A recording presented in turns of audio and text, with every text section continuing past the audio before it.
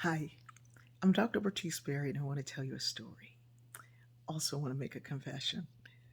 When I was a kid, a young kid growing up, I would often tell people that my sister Myrna was my mother and my mom was my grandmother. My mother had me at 42. She had my little sister at 50. So while my friends had moms with afros and bell bottoms, my mom was like old. She had gray hair. She was like, huh? So I didn't like the fact that my mother was so much older than the other moms. As I got a little bit older and a little bit more aware, I really appreciated this, her being much older. She was amazing and had amazing wisdom, and she knew things that the younger mothers didn't know. To make matters more beautiful, she was raised by her grandparents. Now, my mother was born in 1918, so you can imagine that they were really old. So she had all that wisdom and passed it down. But she would also tell you things that you couldn't find in books that were known, that were passed down through oral tradition. Things like the fact that Memorial Day was started by black people.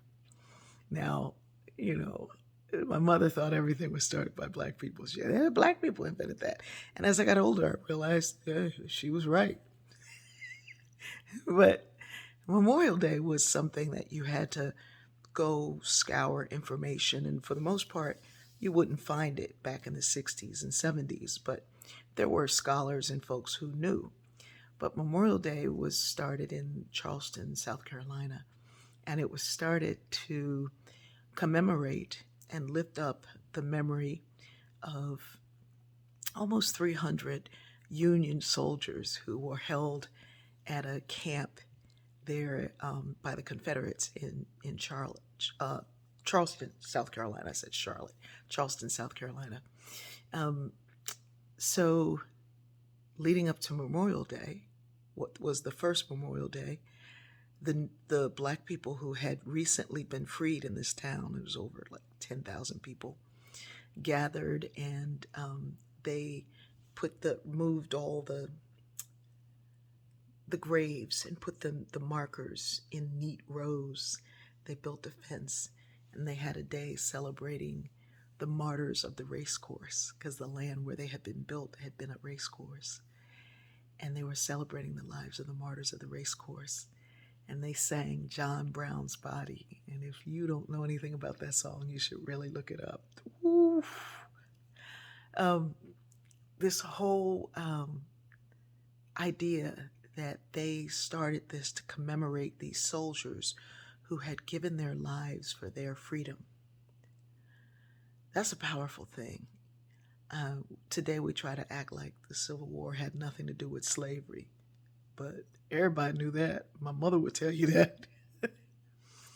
This was started by black folks who had recently been set free from somebody else's bondage, but they were obviously free of spirit because they knew to honor the lives of those who had sacrificed their life for their freedom.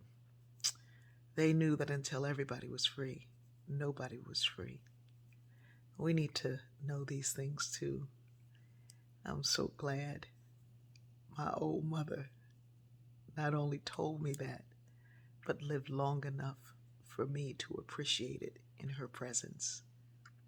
I love you. Let's remember together.